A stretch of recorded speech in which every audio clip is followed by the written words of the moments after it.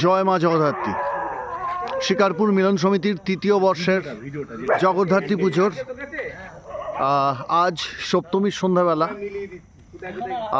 পুরোপুরি ডেকোরেশনের কাজ এখনো কমপ্লিট হয়নি, চলছে।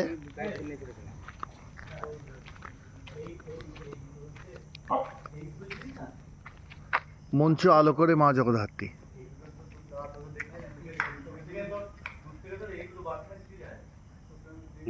চোখ ফোরানোর মতন নয়, এত সুন্দর মায়ের মূর্তি। আমাদের প্যান্ডেলের কারুকার্য এবছর সব থেকে ভালো হয়েছে। এমনিতেই আমাদের ইন্টেরিয়ার ডেকোরেশন এবছরের একটা নতুন অ্যাডিশন। আগামীকাল অষ্টমীর দিন সাংস্কৃতিক অনুষ্ঠান, তার স্টেজ। এবং এইবার আমাদের ছোট্ট করে পুজোর একটা ইন্ট্রোডাকশন দেবে আমাদের পুজো কমিটির প্রেসিডেন্ট সুমিত ঘোষ। এই দিকের থেকে একটুখানি এইদিকে সরে দিলে ভালো হবে। হ্যাঁ হ্যাঁ, তোর ডান দিকে। হ্যাঁ, সকলকে মিলন সমিতির পক্ষ থেকে জানাই মহাসপ্তমীর শ্রী শ্রী জগদ্ধাত্রী পূজার প্রীতি, শুভেচ্ছা ও অভিনন্দন।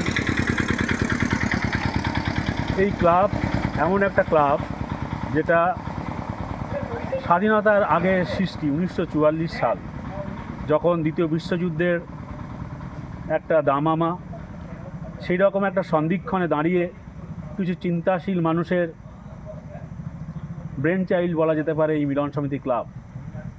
আজকের দিনে দাঁড়িয়ে আমরা হয়তো অতীতের ইতিহাস অনেকটা ভুলে গেছি, কিন্তু একটা কথা মাথায় রাখতে হবে, দীর্ঘদিন ধরে আমাদের এই ক্লাবের রেজিস্ট্রেশন ছিল এবং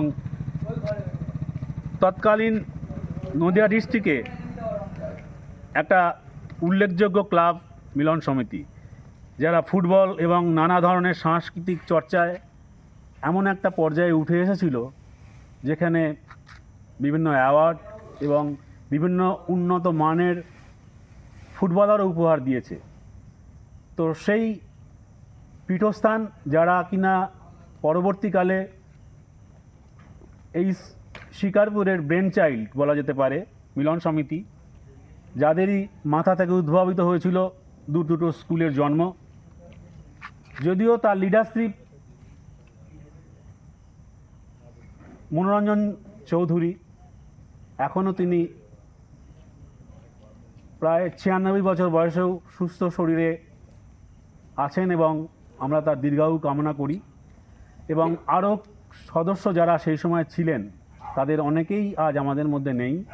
অনেকে বললেই ভুল হবে, বেশিরভাগ অধিকাংশই আমাদের মধ্যে নেই। তার মধ্যে উল্লেখযোগ্য নাম মনোরঞ্জন ঘোষ, জিতেন ঘোষ, স্বর্গীয় এরা প্রত্যেকেই। তারপর 1976 সালে আমাদের প্রথম দুর্গাপুজো শুরু হয়। তার আগে সমগ্র শিকারপুরে একটাই পুজো হতো, যেটা আমাদের বারোয়ারি দুর্গোৎসব। তো 1976 সালের পর থেকে আমার যতটা মনে পড়ে, তখন আমার বয়স যেহেতু আমি 75-এ জন্মেছি, তো 76-এর স্মৃতি আমার পক্ষে বলা সম্ভব নয়, সবটাই শুনে। এবং আমার দেখা 2000 সালের যে ভয়াবহ বন্যা, সে বছর দুর্গাপুজো হয়নি। তাছাড়া মোটামুটি আমার জন্মের পর থেকেই দেখছি কন্টিনিউয়াসভাবে আমরা দুর্গোৎসব করে আসছি। এবং তার একই সাথে সরস্বতী পূজা, মাঝে 2-1বার কালী পূজাও আমাদের অনুষ্ঠিত হয়েছিল। প্রথম দিকে দুর্গাপূজার সাথে আমরা একটা সাংস্কৃতিক অনুষ্ঠান অর্গানাইজ করতাম, সেখানে আমাদের লোকাল শিল্পী তৎসহ কিছু বহিরাগত শিল্পী, যেটা আমাদের ক্লাবের সদস্যদের ব্যক্তিগত কানেকশানে, ব্যক্তিগত হৃদ্যতায় আনা হতো। তো সেই স্মৃতি রোমন্থন করতে গিয়ে আজ মনে পড়ছে যে সেই 80-র দশক, 90-এর দশক, আর আজকে 2025-এ দাঁড়িয়ে, আজকে আমার বয়সও প্রায় 50। আমি যেসব কথাগুলো বলছি তখন আমার বয়স 15-16। তখন যারা নেতৃত্ব দিত আজকে তারা প্রত্যেকেই রিটায়ার্ড।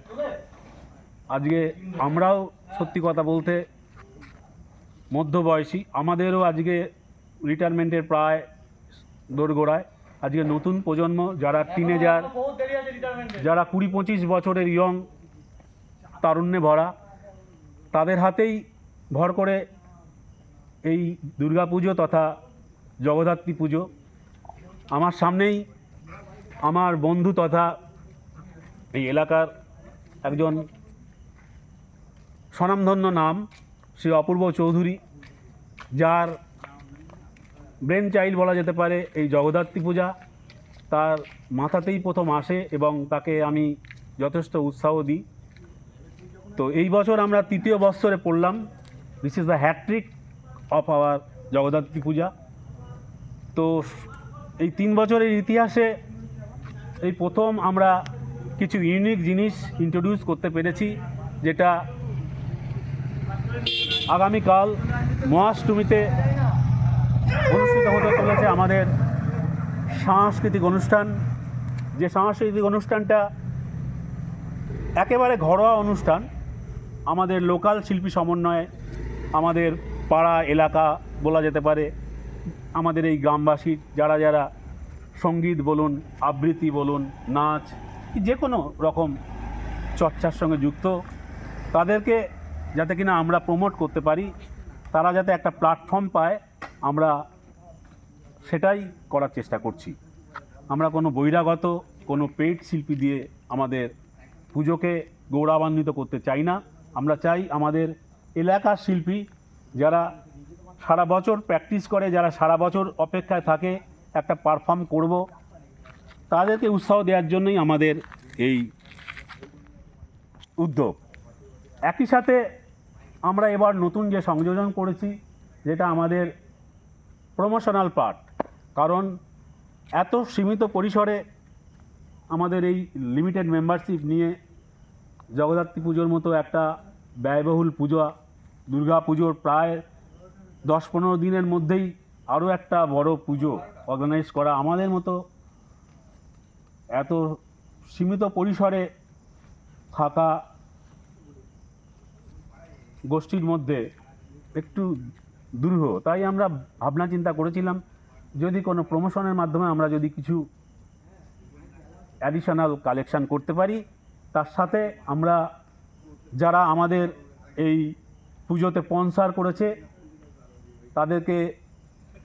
তাদের প্রত্যেককে আমি জানাই শুভ জগদ্ধাত্রী পূজার প্রীতি, শুভেচ্ছা, অভিনন্দন, এবং তাদের কাছে আমরা প্রত্যেকেই কৃতজ্ঞ, কারণ তাদের কন্ট্রিবিউশন আমাদের পুজোকে আরও সমৃদ্ধ করেছে, শুধু অর্থনৈতিকভাবে নয়, সামাজিকভাবে এবং আধুনিকতার ছোঁয়াও দিয়েছে। আমরা দুভাবে এই প্রমোশনটা নিয়েছি। এক, ব্যানার ডিসপ্লে, যেটা আমাদের পুরো পুজো প্রেমিসেসের মধ্যেই একটা কর্নার করা আছে, যেখানে সমস্ত ব্যানার একটা ডিসপ্লে আকারে দেয়া আছে, এবং আমাদের ডিজিটাল অডিও মার্কেটিং, যেটা আমাদের পুজো প্রাঙ্গণে সারা দিনব্যাপী যে গানগুলো চলবে তার ইন্টারভ্যালে বিভিন্ন স্লটে series of advertisement, audio advertisement, যেটা সবসময় চলতে থাকবে। তো এই দুটো আমাদের নবতম সংযোজন এবছরের পুজোয়, এক সাংস্কৃতিক অনুষ্ঠান এবং দ্বিতীয় আমাদের এই প্রমোশনাল মার্কেটিং। এছাড়া আমরা যেটা চিন্তা ভাবনা করছি যে আরও নতুন কিছু করা যায় কি না, কারণ বাজেটের কথাটাও আমাদের মাথায় রাখতে হবে। আমরা মহানবমীতে প্রতিবারের ন্যায়, যেহেতু আমরা নদিয়াবাসী, আমরা কৃষ্ণনগরের যে পূজাটা হয়, মানে মহানবমীতে দেবী পূজার পূর্বাহ্ন, মধ্যাহ্ন এবং অপরাহ্ন এই 3টে স্লটে সপ্তমী, অষ্টমী এবং নবমী একই সাথে সংগঠিত হয় এবং সন্ধি পুজোও অর্গানাইজ হয়। সব শেষে হোম যজ্ঞ এবং সন্ধ্যা আরতির মাধ্যমে পুজোর একটা পূর্ণাঙ্গ রূপ পায়। এবং একইভাবে দশমীর দিন, সেটা চন্দননগরই বলুন আর আমাদেরই বলুন, দুটো একই। দশমীতে যেভাবে প্রতিমার অন্তিম নিরঞ্জন হয়ে থাকে পুরোহিতের মাধ্যমে, সেই রিচুয়ালস আমরা মেনে দশমীতেই আমাদের পুজোর পরিসমাপ্তি করব এবং তার সাথে আমরা একটা এলাকা যে সমস্ত জায়গায় আমরা বিশেষ করে আমাদের বারোয়ারি ক্লাব এবং আমাদের একদম পার্শ্ববর্তী কালীতলা সার্বজনীন এই দুটো জায়গায় আমরা আমাদের ঠাকুর নিয়ে যাই এবং একটা ছোট আমাদের শোভাযাত্রা হয় প্রসেশন, তারপর আমরা প্রতিমা নিরঞ্জনে থাকি এবং সবশেষে আমরা মিষ্টিমুখ করে আমরা আবার নতুন বছরের অপেক্ষায় থাকি।